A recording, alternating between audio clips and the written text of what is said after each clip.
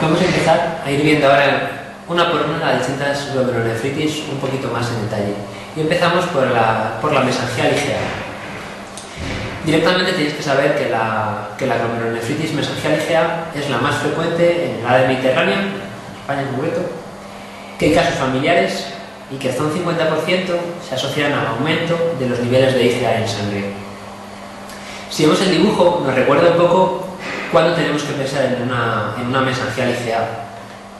Sabemos que la IgA es la inmunoglobulina encargada de defender nuestras cavidades, porque no nos vale cualquier inmunoglobulina. Por ejemplo, en el tubo digestivo tenemos enzimas que van a intentar digerir las proteínas, tenemos un ambiente más o menos rico en oxígeno, no podemos tener cualquier inmunoglobulina, nos hace falta una que sea resistente a la digestión enzimática y que sea resistente a la oxidación, y esa va a ser la IgA.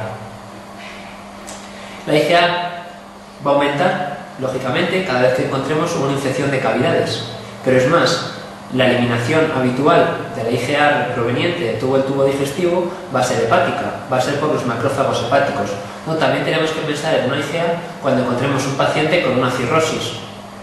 En este caso va a haber una alteración tanto del sistema reticuloendotelial hepático, que no va a funcionar bien, como que gran parte de la sangre que debería pasar a través del hígado no va a poder pasar, sino que va a ir a la circulación sistémica directamente a través de sistemas colaterales, principalmente pues, de varices esofágicas. Todo esto, que son datos más teóricos, va a ser muy importante a la hora de hacer una pregunta, porque son las pistas que me van a dar. Siempre me van a relacionar la mesangial IgA con una infección de cavidades o con una cirrosis. Y además, bueno, recordad que hay también casos familiares. Si vemos sobre el esquema típico del glomérulo, donde va a ir los inmunocomplejos con IgA, es al espacio mesangial, porque la IgA ya de por sí es una molécula dimérica, generalmente, entonces es una molécula ya grande. Además, las infecciones de cavidades, las faringitis, siempre van a ser por lo mismo. Ya estamos sensibilizados frente a los mismos gérmenes que nos producen las faringitis. Por lo tanto, como tengamos una faringitis, no va a ser algo de nuevo. Tenemos ya la respuesta inmune, la tenemos ya preparada y vamos a formar inmunocomplejos que sean bastante grandes. Por tanto, estos inmunocomplejos van a ir a depositarse al espacio mesangial. Y ya que tenemos los inmunocomplejos grandes en el espacio mesangial, simplemente decir, para completar, que lo que van a estar produciendo siempre que tengamos inmunocomplejos en el área mesangial es una estimulación crónica de las células mesangiales que van por una parte a proliferar. Y además de proliferar la célula mesangial, lo que va a hacer es aumentar la síntesis de matriz mesangial. Si transformamos este esquema que tenemos hecho en una imagen de microscopio óptico, en una imagen de una biopsia, lo que encontramos es algo parecido a esta foto. Es decir, tenemos una biopsia con un glomérulo en el que encontramos proliferación mesangial. En general, proliferación mesangial se establece cuando nos dan más de 3 núcleos por área mesangial, aunque las preguntas directamente me suelen decir proliferación mesangial, no suelen ser tan detallistas de ponerme el número de núcleos que encontramos en cada área mesangial.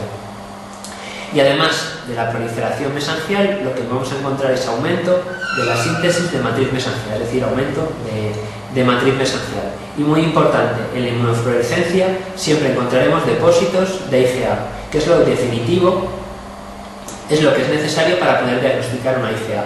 La proliferación mesangial la puedo encontrar en más enfermedades, pero el depósito de IgA lo necesito. No puedo diagnosticar de una mesangial IgA si no tengo depósitos de IgA en la inmunofluorescencia.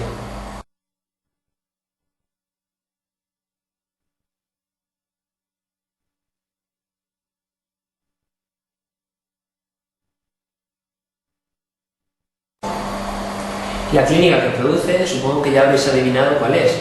Si estábamos hablando antes de que cualquier lesión mesangial producía hematuria, en este caso, en el que voy a tener depósitos mesangiales de inmunoglobulinas, en concreto de IgA, y además de tener proliferación mesangial y aumento de la matriz mesangial, toda esa alteración del espacio mesangial lo que tiende a producirme es hematurias. El paciente tipo es un paciente con una hematuria recidivante coincidiendo con infecciones faríngeas. En concreto, en general, infecciones de cavidades, lo más frecuente con lo que me van a poner es con infecciones faríngeas. Otro punto importante, y creo que merece la pena detenerse un poquito, es en la activación del complemento. En cualquier enfermedad, en este caso inmunológica, en la que tenemos depósito en el glomérulo, da igual la parte que sea, de inmunoglobulinas, vamos a tener activación del complemento. Esa inmunoglobulina localmente va a activar el complemento. Por lo tanto, siempre en toda pregunta me van a decir cómo está el complemento. Por eso es importante hacer un pequeño repaso para que cuando me hablen del complemento sepamos un poco por dónde van las cosas. Tenemos que saber que tenemos dos vías de activación principalmente y que confluyen en C3, que ya sería vía común. Después de C3, bueno, activaríamos C5 y complejo de ataque a la membrana. Eso nos va a dar un poco igual. Principalmente, lo más importante es que debemos saber que la vía clásica viene a través de C1, C4 para desembocar en C3 y la vía alterna activa C3 a través de la piperidina. Lo que me van a dar en las preguntas es C4 y C3. Puedo saber que estoy activando el complemento por la vía clásica porque estoy activando, al decir activando estamos consumiendo complemento, estamos consumiendo C4 y estamos consumiendo C3. Por tanto, en todas las glomerulonefritis en las que yo tenga una activación del complemento por la vía clásica, me voy a encontrar C4 bajo y C3 bajo, porque estoy activando y consumiendo C4 y C3. En los casos en los que tenga activación del complemento, pero por la vía alterna, solamente voy a estar activando y voy a estar consumiendo C3. Por tanto, me encontraré C3 bajo, pero con C4 normal. Es decir, cuando me den el enunciado, puedo directamente buscar niveles de C4 y niveles de C3. Si C4 y C3 están normales, no tengo activación del complemento. Si tengo C3 bajo con C4 normal, tengo activación del complemento, pero por la vía alterna. Si tengo C4 y C3 bajo, encontraré que estoy activando el complemento por la vía clásica. Como idea general, nos vale que todas las inmunoglobulinas van a activar el complemento por la vía clásica, excepto la IgA, en la que encontraremos una activación del complemento, pero por la vía alterna. El problema que tenemos con la IgA es que es una enfermedad que generalmente tiene un curso crónico, con brotes coincidiendo con las infecciones. Por lo tanto, los depósitos me los encontraré mesangiales siempre, la activación del complemento me la voy a encontrar, pero va a ser una activación como muy latente, como muy lenta, de forma que nuestro hígado es capaz de compensar las pequeñas cantidades de C3 que yo voy consumiendo. Podemos imaginarnos que la activación de C3 va a ser solamente a nivel local en el interior del mesangio, de forma que en la biopsia siempre me voy a encontrar con depósitos de C3, pero nunca me encontraré con complementemia en sangre periférica. Por definición, una IgA tiene el complemento normal. Y además tenemos siempre, nunca me voy a encontrar inmunocomplejos. Para terminar con el esquema típico de la IgA, decir que el pronóstico es bueno, lo normal es que se vaya presentando como brotes coincidiendo con las infecciones y cuando no tengo la infección, el paciente esté totalmente asintomático, sin hematuria y sin nada. Buen pronóstico porque no asocia deterioro de función renal y el tratamiento simplemente sintomático si es que precisa algún tipo de tratamiento cuando empiece con el brote. Lo que sí que decir es que un pequeño porcentaje de pacientes con IgA van a cursar con hipertensión, con proteinuria asociada a esa hematuria y además sí que tienen deterioro de función renal. Es como un grupo de pacientes, un grupo de IgAs con mal pronóstico y con mala evolución. En estos casos tenemos mucha más tendencia a la insuficiencia renal y en estos casos sí que se pueden dar ciclos de corticoides, aunque tampoco con mucha esperanza. Parece como si fuese otra enfermedad totalmente distinta, porque la IgA, la típica, no evolucionará insuficiencia renal, no tendrá proteinuria, tendrá muy buen pronóstico y tratamiento, no necesitamos hacer nada, mientras que la otra, asociada a hipertensión, asociada a proteinuria, asociada a deterioro de función renal, mucho más agresiva y que sí que va a condicionar insuficiencia renal progresiva. Y solamente en este pequeño porcentaje puede intentar un tratamiento con corticoides.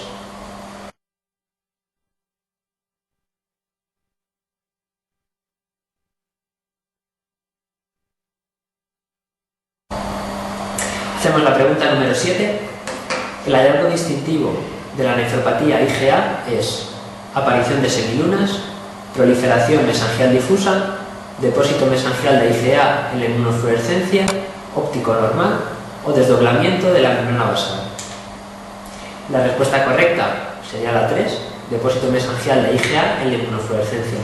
Fijaros que es importante que dice el hallazgo distintivo de la nefropatía IgA, porque bueno, aparición de semilunas hemos visto que no tiene, proliferación mesangial difusa sí que tiene. Lo que nos está diciendo es hallazgo distintivo.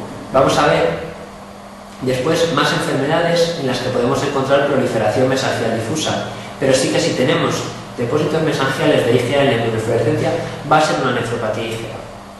El óptico normal le hemos dicho que no, y el desdoblamiento de la glándula basal tampoco es lo típico de la IgA.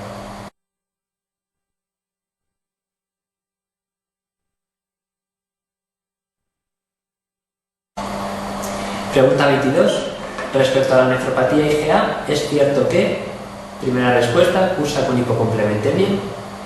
Segunda, ocasionalmente tiene incidencia familiar. Tercera, hay depósitos aislados de IgA en el glomérulo. 4.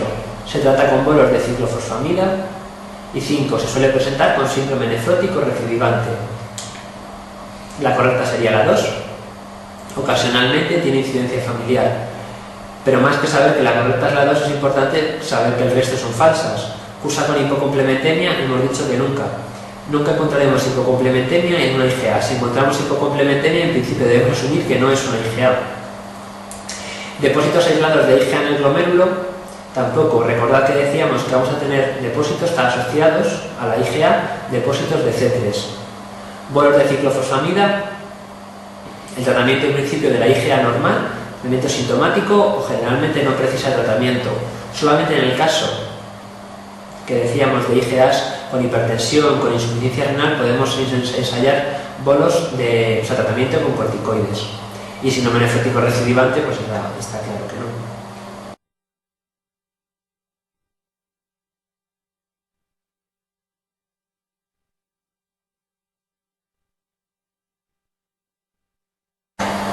Pregunta 17. Un varón acude al servicio de urgencias por un cuadro de orinas oscuras. Tiene faringitis aguda. Interrogado, refiere un episodio similar hace un año.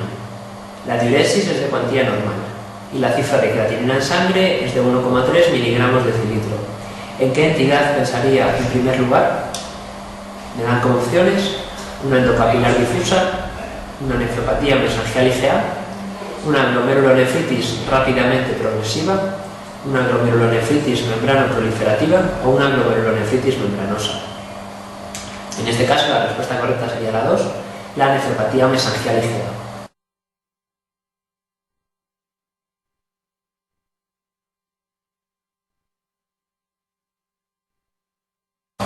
Fijaros que esta pregunta es muy importante porque nos están dando el cuadro típico que si nos preguntan en el MIR no podemos fallar.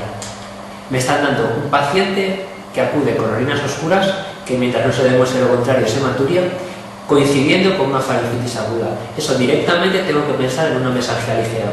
Además me dan el dato añadido que me facilita más todavía las cosas, que hace un año tuvo un episodio similar. Y además que el resto del riñón está perfecto. La diuresis es de cuantía normal, la cifra de creatinina en sangre es de 1,3. Es importante que me digan 1,3 miligramos decilitro. Teniendo en cuenta que es un varón, el nivel de creatinina en sangre, por eso al principio de la clase decíamos que la creatinina en sangre no es un buen indicador, porque la creatinina en sangre depende mucho de la masa muscular. Los valores normales pueden ser hasta 1, 1,2. Es que un varón joven, sobre todo si es un varón grande con mucha masa muscular, un nivel de creatinina de 1,3 miligramos decilitro puede ser perfectamente normal.